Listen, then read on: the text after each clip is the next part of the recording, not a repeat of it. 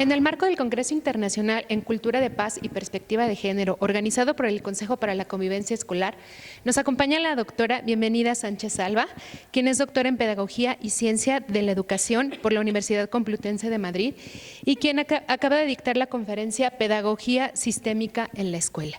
Doctora, muchas gracias por su presencia en este congreso. Y bueno, la primera pregunta que quiero realizarle es, ¿qué significa tener una mirada sistémica en el ámbito educativo?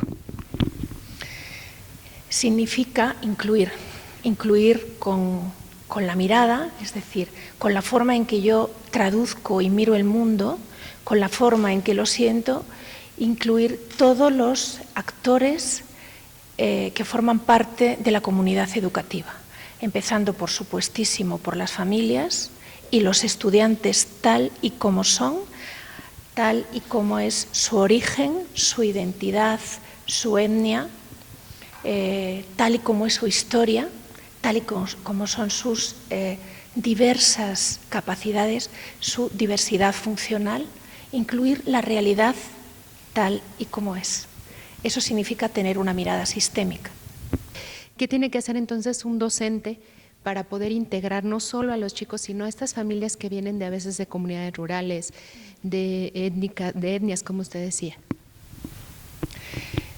Tiene que, primero, percibir, sentir, creer que la realidad que se muestra en el aula de cada uno de sus estudiantes es fruto de todas las interacciones que han vivido esos estudiantes. Y la interacción más importante es con la familia, porque ahí empieza todo. Pero esa familia de la que el estudiante nace viene de otra familia.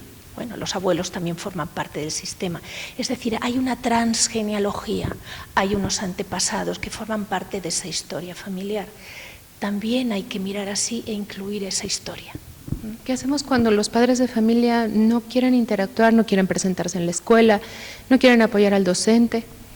Bien, pues nosotros no somos autoridad para obligar a los padres de familia, es decir, no nos podemos convertir en los padres de los padres, que eso sería intentar obligar, enjuiciar, denostar, por ejemplo, ¿no?, a los padres de familia porque no hacen lo que se supone que es su obligación.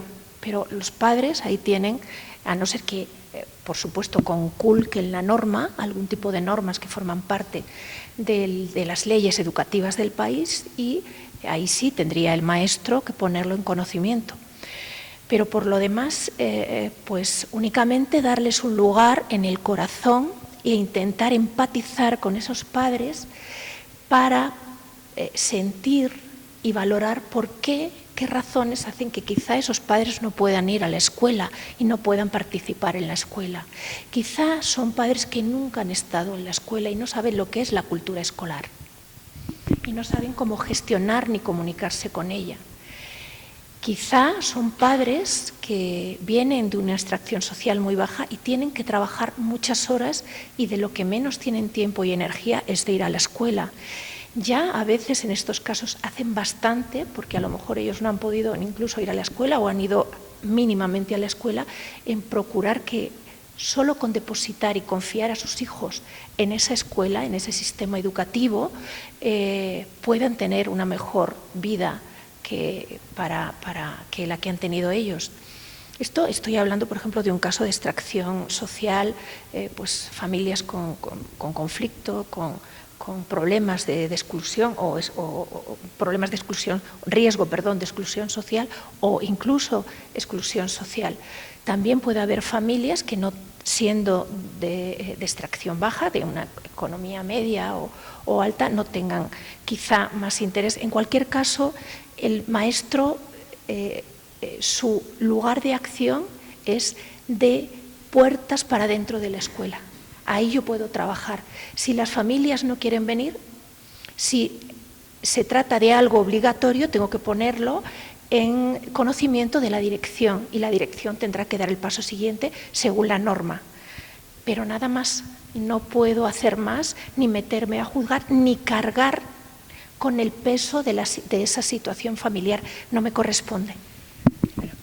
En específico, ¿qué acciones puede realizar el profesorado para que los alumnos se sientan como parte de este sistema interrelacionado que pretende la pedagogía sistémica? Puede hacer muchísimo. Si lo hace la escuela, a nivel escolar, muchísimo mejor. Pero si la escuela, por lo que sea, no quiere hacerlo en su protocolo, no lo contempla en su proyecto educativo, ni en sus normas, sus reglamentos de régimen interior, etcétera, yo como docente, que tengo cierta soberanía, digo cierta, en mi aula, sí que puedo darle un espacio a esas familias, reconocerlas, invitarlas al aula, darles las gracias por la confianza que han depositado en mí como educadora y educador. Validar esas familias tal y como son, aunque vengan de otra cultura, de otra lengua, de otros usos y costumbres. No es más que gracias a esas familias yo puedo desarrollarme como profesional de la educación, hacer aquello que amo y vivir de ello. Y eso es gracias, por supuesto, al engranaje del sistema educativo, pero en ese aquí y ahora es gracias a esa realidad concreta que son esos estudiantes y esa familia. Conviene reconocerlo de una manera humilde. Pensemos, como decía hace rato en la conferencia, que si fuéramos parte de una empresa que se dedicara al comercio, serían nuestros clientes. ¿Y cómo trata cualquier empresa a sus clientes? Los cuida. Se trata de cuidar. Eso además repercute positivamente en los estudiantes.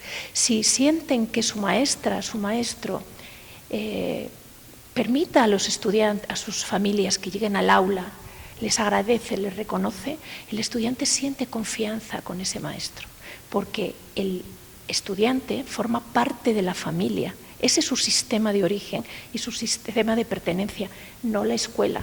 Es un subsistema al que pertenece, pero donde él se va a sentir a gusto en función de cómo la escuela, el maestro, la maestra trate a su familia, a su historia, a su origen, en definitiva, a su identidad, a que le reconozca, le valore y le respete tal y como es.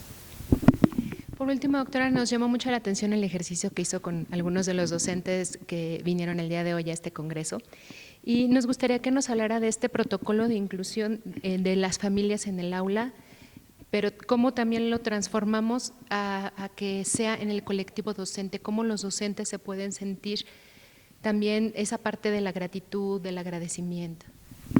Bien, como decía, al terminar este ejercicio, hoy teníamos la suerte, bueno, por algo era, que la mayoría eran directores y directoras de centros educativos. Bueno, hay unos protocolos que se establecen y que hacen que son ejercicios muy sencillos, que si se hacen de verdad y desde la sinceridad al inicio y al final del curso, y si se requiere también en el proceso del curso, hace que el clima educativo, que es la primer variable intangible que genera un ambiente de aprendizaje positivo, que genera una cultura de paz en la escuela, sea un buen clima. Un clima de gratitud y reconocimiento. Ejercicios tan sencillos como en la inauguración del curso, invitar a las familias, reconocerlas, pero eso es lo primero, empezar por las familias. Somos los servidores de esas familias. Repito que si fuéramos empresas serían nuestros clientes, ¿no? Hay que tratarlos bien, es una pedagogía del cuidado, una ética del cuidado. Reconocer al mismo tiempo, por supuesto, darle la bienvenida y reconocer a los estudiantes que llegan. Si ese año va a haber alguna jubilación de algún maestro y va a ser a lo largo del curso, anunciar esa jubilación y ya agradecer a ese maestro que en breve nos dejará todo lo que ha aportado a la escuela. Eso da confianza a los que llegan, porque saben que se cuida lo que se hace y se reconoce. Y ya entran con una actitud muy diferente en esa escuela. Dar, por supuesto, también la bienvenida a los estudiantes que llegan nuevos junto con sus familias. Reconocer aquello que se hizo a todo el profesorado, aunque conviene hacerlo también en el protocolo de despedida, pero también reconocer, recordar todo lo bueno que se hizo Y gracias a quien se hizo en el proyectos, desarrollo, crecimiento de la propia escuela, gracias a los maestros y maestras que participaron, a las familias que lo apoyaron, a los estudiantes que estuvieron implicados, etc. Y anunciar que contamos con ellos para los nuevos y siguientes proyectos. Y así veremos cómo cada vez la escuela crece más y crece desde ese jardín de cultura de paz. Digo jardín porque vamos a ver cómo continuamente fructifican los productos educativos. Y todos aportan. Y todos aportan, y todo el mundo se siente reconocido, y todo el mundo. Y reconocer, si llega una familia que viene, pues, por ejemplo, voy a pensar en España, ¿no? Ahora están llegando, como he dicho en la conferencia, muchos estudiantes y familias que vienen de situaciones de guerra, sobre todo la que más está expulsando desplazados y refugiados es la guerra de Siria, pero no solo. A veces llegan, en la mejor de las suertes, y desgraciadamente son la minoría, familias completas, pero lo normal es que lleguen las familias desgajadas, ¿no? Que se hayan quedado por el camino, que haya habido muertos. A veces llegan los niños solos, lo que se llaman menas, menores no acompañados. Bien, si llegan esas familias, son familias frágiles, hay que darles un espacio de mayor seguridad, de bienvenida, y reconocerlas. Y decir a la comunidad educativa que todos nos ponemos a disposición para que se sientan como en casa. Esas familias van a ser las que se alíen y apoyen y trabajen más por la comunidad, a pesar de su historia de exclusión y dolor. Y les estamos ayudando en su proceso de duelo. Claro, y contribuyendo también a una cultura de paz. Sí, siempre una cultura de paz. La pedagogía sistémica trabaja por una cultura de paz. Siempre trabaja por una cultura de paz. Tiene sus propias metodologías, sus propias técnicas y sus propios instrumentos, que comparte con otras metodologías. Pero su objetivo final es la cultura de paz, la paz. Bert Hellinger dice que la paz es conciliar aquello que había estado separado. Muy bien, doctora, bienvenida Sánchez. Pues le agradecemos mucho su presencia en este congreso, que haya compartido con nosotros todos sus saberes y su experiencia, y esperamos contar con usted en una próxima ocasión. Muchas gracias, y gracias por esta oportunidad, porque para mí también es un placer estar en este país que siempre me acoge con tanto cariño, del que me siento parte y que me da la oportunidad con mis experiencias de seguir aprendiendo y creciendo. Muchas gracias. Gracias.